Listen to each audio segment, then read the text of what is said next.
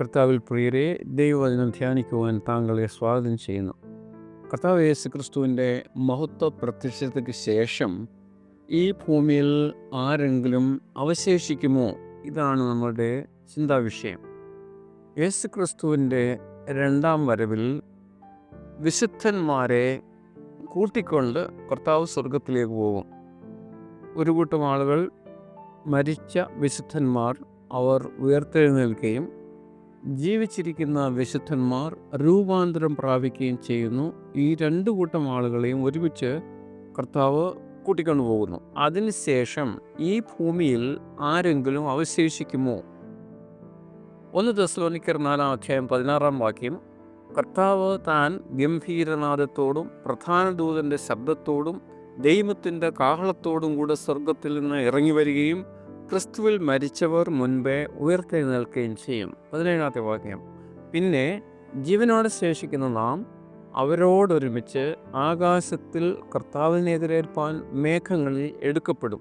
ഇങ്ങനെ നാം എപ്പോഴും കർത്താവിനോടുകൂടെ ഇരിക്കും.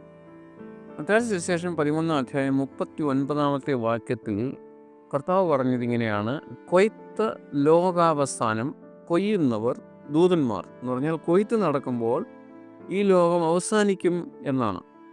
വെളിപ്പാട് പുസ്തകം 16 17 19 കൊയ്ത്തിനെ കുറിച്ച് വിശദീകരിക്കുന്നു. വെളിപ്പാട് 14:16 മേഘത്തിന്മേലിരിക്കുന്നവൻ അരിവാൾ ഭൂമിയിലേക്ക് എറിഞ്ഞു, ഭൂമിയിൽ കൊയ്ത്ത് നടന്നു. 19 ദൂതൻ കോങ്കത്തി ഭൂമിയിലേക്ക് എറിഞ്ഞു, ഭൂമിയിലെ മുന്തിരിക്കുല അറുത്തു, ദൈവകോപത്തിൻ്റെ വലിയ ചക്കിൽ ഇട്ടു. ഇവിടെ 2 കൊയ്ത്തിനെ കുറിച്ചാണ് പറയുന്നത്. ഒന്ന്, നീതിമാന്മാരെ ശേഖരിക്കുന്നത്; മറ്റേത്, ദുഷ്ടന്മാർ നിഗ്രഹിക്കപ്പെടുന്നത്. 2 പത്രോസ് 3:10 കർത്താവിൻ്റെ ദിവസമോ കള്ളനെ പോലെ വരും. അന്ന് ആകാശം കൊടും മുഴക്കത്തോടെ ഒഴിഞ്ഞു പോകും, മൂലപദാർത്ഥങ്ങൾ കത്തി അഴിയുകയും ഭൂമിയും അതിലുള്ള പണികളും വെന്തുപോകുകയും ചെയ്യും.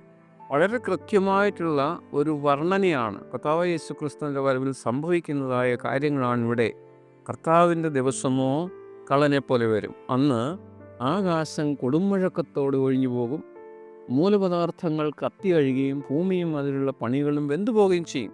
അപ്പോൾ ഇങ്ങനെ സംഭവിച്ചതിന് ശേഷം ഭൂമിയിൽ ഒരു മനുഷ്യനും അവശേഷിക്കാൻ സാധ്യമല്ല. കൂടാതെ 2 തെസ്സലോനിക്കർ 2:8 അപ്പോൾ അധർമ്മമൂർത്തി വെളിപ്പെട്ടു വരും, അവനെ കർത്താവ് യേശുവിൻ്റെ വായിലെ ശ്വാസത്താൽ ഒടുക്കി തൻ്റെ പ്രത്യക്ഷതയുടെ പ്രഭാവത്താൽ നശിപ്പിക്കും.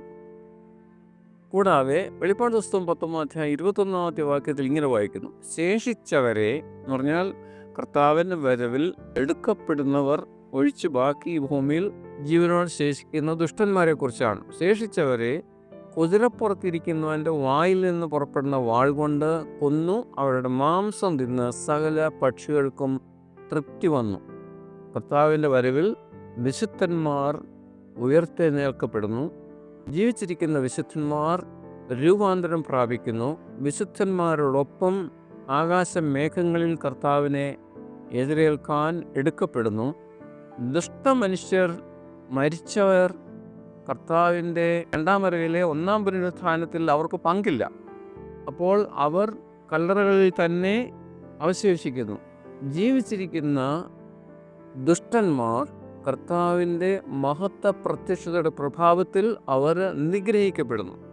അപ്പോൾ അങ്ങനെ വരുമ്പോൾ കർത്താവിൻ്റെ മഹത്വ പ്രത്യക്ഷതയ്ക്ക് ശേഷം ഈ ഭൂമിയിൽ ആരും അവശേഷിക്കുന്നില്ല. ഇവിടെ എതിർ ക്രിസ്തുവിന് ഭരിക്കുന്നതിന് ആരും ഉണ്ടായിരിക്കുകയില്ല. യഹൂദന്മാർക്ക് ഇവിടെ സുവിശേഷ പ്രസംഗം ചെയ്യുന്നതിന് അവസരമില്ല. ഇങ്ങനെയുള്ളതായ ഉപദേശം കർത്താവിൻ്റെ വരവിന് ശേഷം ലെഫ്റ്റ് ബിഹൈൻഡ്, ചിലർക്ക് ഇവിടെ അവശേഷിക്കുമെന്ന് പറയുന്നത് അത് പിശാചിൻ്റെ വഞ്ചന മാത്രമാണ്. നമ്മൾ വഞ്ചിക്കപ്പെടരുത്. കർത്താവിൻ്റെ മഹത്വ പ്രത്യക്ഷതയിൽ ഈ ലോകം അവസാനിക്കുകയാണ്.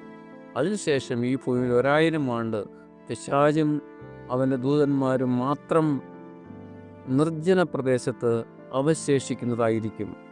നാം വഞ്ചിക്കപ്പെട്ടു പോകരുത്. ദൈവം അനുഗ്രഹിക്കട്ടെ. പ്രാർത്ഥിക്കാം.